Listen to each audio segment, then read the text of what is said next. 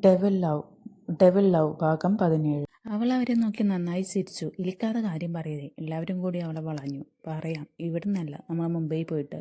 ഇപ്പോൾ ഇവിടെ വെച്ചൊന്ന് ചോദിക്കരുത് പ്ലീസ്. അവൾ അങ്ങനെ പറഞ്ഞതും ബാക്കിയുള്ളവരിൽ സംശയമുണ്ടെങ്കിലും അവളത് പറഞ്ഞതും അവർ ഒന്നും പറയാതെ ശരിയെന്ന് തലകുലുക്കി. നാളെ സൺഡേ ആയതുകൊണ്ട് ഓഫീസില്ല. അതുകൊണ്ട് അവരെല്ലാം ഇന്ന് ഇഷുവിൻ്റെ വീട്ടിൽ പോയിട്ട് നാളെ അവിടെ നിന്ന് മുംബൈ പോകാമെന്ന് കരുതി. കൂട്ടത്തിൽ യശുവിൻ്റെ വീട്ടിലും കയറും. അങ്ങനെ ഉച്ചയോടെ അവർ തിരിച്ചു കോഴിക്കോട്ടേക്ക്. ട്രെയിനിലായിരുന്നു യാത്ര. അതുകൊണ്ട് 2-3 മണിക്കൂറിൽ അവിടെ എത്തി. ആദ്യം യശുവിൻ്റെ വീട്ടിൽ പോയി. ഒരു വാർപ്പ് വീടാണ്, വാടക വീടാണ്. അമ്മയും അനിയത്തി അനുഗ്രഹമുണ്ട് വീട്ടിൽ. തങ്ങളെ കണ്ടപ്പോൾ സ്നേഹത്തോടെ വീട്ടിൽ കയറ്റി. ഡ്രസ് ചേഞ്ച് ചെയ്ത് ചായ കുടിച്ചു. കുറച്ച് കഴിഞ്ഞപ്പോൾ യേശുവിനെ വിളിക്കാൻ അച്ഛൻ വന്നു. തങ്ങൾ നാളെ വരാമെന്നും പറഞ്ഞ് അവളുടെ ഒരു കൂട്ടുകുടുംബമായതുകൊണ്ട് ആരും നിൽക്കാൻ പോയില്ല. അപ്പോൾ നാളെ ഉച്ചയ്ക്ക് ഭക്ഷണം അവിടെ നിന്ന് ആവാം എന്ന് പറഞ്ഞ് അച്ഛൻ അവളുമായി പോയി. ചിപ്പി, ഇങ്ങോട്ട് വന്നേ. അനുഗ്രഹയെ ചിപ്പി എന്ന യേശു വിളിക്കുക. അവരുടെ അച്ഛൻ അങ്ങനെയായിരുന്നു. അവളെ അങ്ങനെ ആയിരുന്നു വിളിച്ചിരുന്നത്. ഇപ്പോൾ യേശുവും ചിപ്പി എന്ന വിളിക്കുക. അവളുടെ അമ്മ ബിന്ദുച്ച. ടൈലർ ഷോപ്പ് പോവും, പിന്നെ കുടുംബശ്രീ ഉണ്ട്. അങ്ങനെയാണ് കുടുംബം പോയിരുന്നത്. അച്ഛൻ്റെ മരണത്തിന് ശേഷം. അച്ഛൻ ബസ് ഡ്രൈവർ ആയിരുന്നു. 2 വർഷം മുമ്പാണ് ഹാർട്ട് അറ്റാക്ക് വന്ന് മരണപ്പെടുന്നത്. കുറച്ച് സമയത്തിന് ശേഷം എന്താ ചേച്ചി എന്ന് പറഞ്ഞ് ചിപ്പി വന്നു. ചിപ്പി, ഇത് നിനക്കാണ്. അതും പറഞ്ഞ് യേശു ഒരു കവർ കൊടുത്തു. അവളത് വാങ്ങി. എങ്ങനെയുണ്ട് ചിപ്പി? 10ാം ക്ലാസ് എങ്ങനെ പോകുന്നു? എങ്ങനെ പോവാൻ എൻ്റെ കാര്യം ചേച്ചി? അങ്ങോട്ട് തിരിഞ്ഞാലും 10 ഇങ്ങോട്ട് തിരിഞ്ഞാലും 10 പഠിക്കുന്നില്ലേ എന്ന ചോദ്യമാണ്. രാവിലെ ട്യൂഷൻ, പിന്നെ സ്കൂൾ. അവിടുന്ന് വീട്ടിലെത്തി ഒരു 10 മിനിറ്റ് ഫോൺ എടുക്കാൻ അമ്മ സമ്മതിക്കില്ല. പിന്നെ ക്ലാസ്സിലെ കാര്യമാണെങ്കിൽ ഹോംവർക്ക്, അസൈൻമെൻറ്റ്, ക്ലാസ് ടെസ്റ്റ് അങ്ങനെയൊക്കെ പോകുന്നു. ചിപ്പി അല്പം നിരാശയോടെ പറഞ്ഞു. അവളുടെ വിലാപം കേട്ട് ഇഷു ചിരിയോടെ അവളുടെ തലയിൽ കൊട്ടി അടുക്കളയിൽ അമ്മയുടെ അടുത്തേക്ക് നടന്നു. അമ്മ അവിടെ ചപ്പാത്തിയും ചിക്കൻ കറിയും ഉണ്ടാക്കുന്ന തിരക്കിലാണ്. അമ്മ, ഞാൻ ചെയ്യാം, ചപ്പാത്തി വരുത്താൻ അമ്മയോട് പറഞ്ഞു. വേണ്ട മോളെ, കറിയൊക്കെ ആയി. ഇനി ചപ്പാത്തി ഒന്ന് പൊളിച്ചെടുക്കാൻ ഉള്ളൂ. അത് ഞാൻ ചെയ്തോളാം. വേണ്ടമ്മ, ഞാൻ ചെയ്യാം. അതും പറഞ്ഞ് ചപ്പാത്തി പാൻ ചൂടാക്കാൻ വെച്ചു. ചപ്പാത്തി ചുട്ടു തുടങ്ങി. എന്തായി മോളെ, ഗായുവിൻ്റെ പെണ്ണ് കാണാൻ വന്നിട്ട്? അതോ ഉറച്ചത് പോലെയാണ് അമ്മേ. ജാതകം നോക്കി പറയാൻ പറഞ്ഞിട്ടുണ്ട്. ഇനി നിനക്കൊരു കാര്യം നോക്കണം. അമ്മേ, മതി ഈ സംസാരം. ഇപ്പോൾ നമ്മുടെ ഇടയിൽ വേണ്ട. പിന്നെ അമ്മ ഒന്നും മിണ്ടില്ല. പക്ഷേ അമ്മയുടെ ഉള്ളിൽ പിടിയുന്നുണ്ടായിരുന്നു തൻ്റെ മകളെ ഓർത്ത്. കുറച്ച് കഴിഞ്ഞപ്പോൾ ഗായും കിച്ചും ദേവും അടുക്കളയിലേക്ക് വന്നു. മക്കളെ, ഭക്ഷണം കഴിക്കാനായോ? അമ്മ അവരെ കണ്ടപ്പോൾ ചോദിച്ചു. ഇല്ല അമ്മേ, ഞങ്ങളെന്താ ചെയ്യേണ്ടേ? എൻ്റെ മക്കളെ, ഇനി ഇവിടെ ചെയ്യാൻ പണിയൊന്നുമില്ല. ഇതെല്ലാം കഴിഞ്ഞു. പിന്നെ എല്ലാവരും സംസാരിച്ച് ഓരോന്ന് കിച്ചുവിന് ഗായുവിന് ദേവുവിന് അമ്മയ്ക്ക് ഭയങ്കര ഇഷ്ടമായി. അങ്ങനെ ഭക്ഷണം കഴിച്ച് അവർക്ക് എടുക്കാൻ പോയി. 3 റൂമാണ് അവിടെ ഉള്ളത്. ഒന്നിൽ അമ്മയും ചിപ്പിയും കിടന്നു. ദേവും കിച്ചു ഒരു റൂമിൽ കിടന്നു. ഗായു ദേശം ഒരു റൂമിൽ കിടന്നു. അങ്ങനെ കുറച്ച് കഴിഞ്ഞപ്പോൾ ഗായുവിൻ്റെ ഫോൺ റിങ് ചെയ്തു. ആരാ ഈ നേരത്ത് ഇത്? അത് എടുത്താലല്ലേ അറിയൂ, ഇഷു പറഞ്ഞു. അങ്ങനെ രണ്ടും കൽപ്പിച്ച് അവൾ ഫോൺ എടുത്തു. ഹലോ, ആരാ? മറുവശം മൗനം. ഹലോ, അവൾ വീണ്ടും വിളിച്ചു. അപ്പുറം മറുപടി ഇല്ല.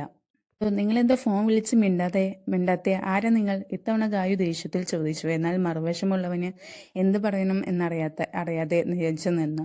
കിടക്കാൻ നിന്നപ്പോൾ അവളോട് സംസാരിക്കാൻ തോന്നി വിളിച്ചതാ. പക്ഷെ എന്ത് പറയണം എന്നറിയില്ല. അതാ മൗനമായത്. അവനൊരു ദീർഘശ്വാസം എടുത്തു. എന്തെങ്കിലും നിങ്ങളൊന്നും മിണ്ടാത്തേ? ഹലോ. അപ്പോഴും ഗായു മറുതലക്ക് പറയുന്നുണ്ട്. ഹലോ, നിരഞ്ജൻ പറഞ്ഞു. മറുവശം ഒരു പുരുഷ ശബ്ദം കേട്ട് ഗായു ഞെട്ടി. ആരാ നിങ്ങൾ? ഓ, നിനക്കെന്നെ മനസ്സിലായില്ല അമ്മു? അവൻ വിളിച്ചു. അമ്മു? ഏതമ്മു? ഞാൻ അമ്മും പൊന്നൊന്നല്ല, റോങ് നമ്പർ, അവൾ പറഞ്ഞു. ഫോൺ കട്ടാക്കി. അത് കേട്ട് അവൻ്റെ ചുണ്ടിൽ പുഞ്ചിരി വിരിഞ്ഞു. നീ എൻ്റെ അമ്മുവാണ്, എൻ്റെ ഗായത്രി കൊച്ചേ, അവൻ അത്രയും ആർദ്രമായി പറഞ്ഞു. ആരടി? ഈശു സംശയത്തോ നിറഞ്ഞ ഭാവത്തിൽ ചോദിച്ചു. ഏതോ അമ്മുവിനെ വിളിച്ചതാ, നമ്പർ മാറിയതാ തോന്നുന്നു. അമ്മു? ഈശു ചോദിച്ചു. ഗായു പറഞ്ഞു. ഞാൻ കരുതി നിരഞ്ജൻ സാർ വല്ലതുമാവുമെന്ന്. ഈശ്വരി കള്ളച്ചിരിയോട്ട് പറഞ്ഞു. അത് കേട്ട് ഗായു അവളെ കൂർപ്പിച്ച് നോക്കി. അയാൾ എന്തിനാ എന്നെ വിളിക്കുന്നത്? കെട്ടാൻ പോകുന്ന പെണ്ണിനെ വിളിക്കുന്നത് ഇത്ര വലിയ തെറ്റാണോ? പിന്നെ ഗായു ഒന്നും മിണ്ടിയില്ല. പിന്നെ രണ്ടുപേരും ഉറക്കത്തിലേക്ക് വീണു. അവിടെ അവൾ മനോഹരമായൊരു സ്വപ്നം കണ്ടു. വലിയൊരു ഓഡിറ്റോറിയം, അതിൽ മണ്ഡപം പോലെ കെട്ടിയിരിക്കുന്നു. അതിൽ അർജുൻ കസവും മുണ്ടും ഗോൾഡൻ കളർ ഷർട്ടും ഇട്ടിട്ട് ഇരിക്കുന്നുണ്ട്. താടിമുടി നന്നായി ഒതുക്കിയിട്ടുണ്ട്. കയ്യിൽ വാച്ച് കിട്ടിയിട്ടുണ്ട്. അങ്ങനെ ചുണ്ടിൽ ചെറുപുഞ്ചിരിയുണ്ട്. തൊട്ടടുത്ത നിമിഷം ചുവന്ന സാരി തന്നെ അവൻ്റെ അടുത്ത് കൊണ്ടിരുത്തി. ചുവന്ന പട്ട് സാരിയിൽ താൻ അവൻ്റെ അടുത്തിരിക്കുന്നു. പെട്ടെന്ന് താലി കെട്ടാൻ പറയുന്നു. ചുറ്റും എല്ലാവരും ഉണ്ട്. അമ്മ നിറഞ്ഞ കണ്ണ് ഒപ്പുന്നുണ്ട്. ചിപ്പി ചെറു ചിരിയോടെ അടുത്ത് തന്നെ ഉണ്ട്. ബ്രോയ് കുടുംബം മുഴുവൻ അവിടെ ഉണ്ട്. പെട്ടെന്ന് തൻ്റെ കഴുത്തിൽ താലി ചരട് മുഴുകുന്നു. അവൾ തൻ്റെ കഴുത്തിൽ താലി കെട്ടുന്നവനെ നോക്കി.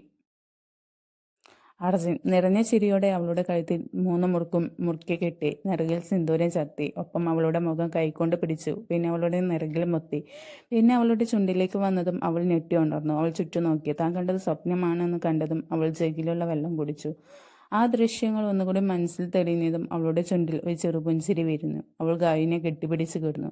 രാവിലെ യേശു അച്ഛൻ്റെ ഫോട്ടോയിൽ വിളക്ക് വെച്ച് പ്രാർത്ഥിച്ചു. പിന്നെ എല്ലാവരും കൂടി അമ്മയെ ഭക്ഷണം ഉണ്ടാക്കാൻ സഹായിച്ചു. അങ്ങനെ അവിടെ എല്ലാം നടന്നു. പിന്നെ ഉച്ചയോടെ എല്ലാവരും യേശുവിൻ്റെ വീട്ടിലേക്ക് പുറപ്പെട്ടു. യേശു അമ്മയെയും അനിയത്തെയും ചേർത്ത് പിടിച്ച് അവരുടെ കവളിൽ ചുംബിച്ചു. നിറഞ്ഞു വരുന്ന കണ്ണ് അമ്മയും അനിയത്തെയും കാണാതെ തുടച്ചു മുഖത്ത് ചെറുചിരി വരുത്തി. അമ്മയുടെ കയ്യിൽ കുറച്ച് ക്യാഷ് വെച്ച് കൊടുത്തു. എല്ലാവരും ഒരിക്കൽ കൂടി യാത്ര പറഞ്ഞ് യേശുവിൻ്റെ വീട്ടിലെത്തി.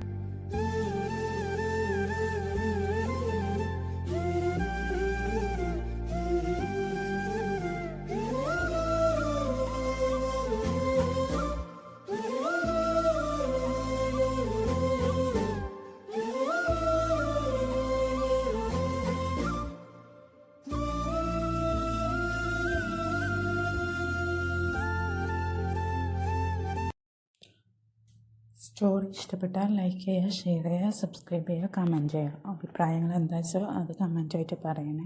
സ്റ്റോറിയെ കുറിച്ചുള്ള അഭിപ്രായങ്ങൾ വോയിസിൽ എൻ്റെ ഡിസ്റ്റർബൻസ് ഉണ്ടെങ്കിൽ പറയണം. പിന്നെ സ്റ്റോറി ഇഷ്ടപ്പെട്ടിട്ടുണ്ടോ അത് ജെന്യുവനായിട്ട് പറയണേ.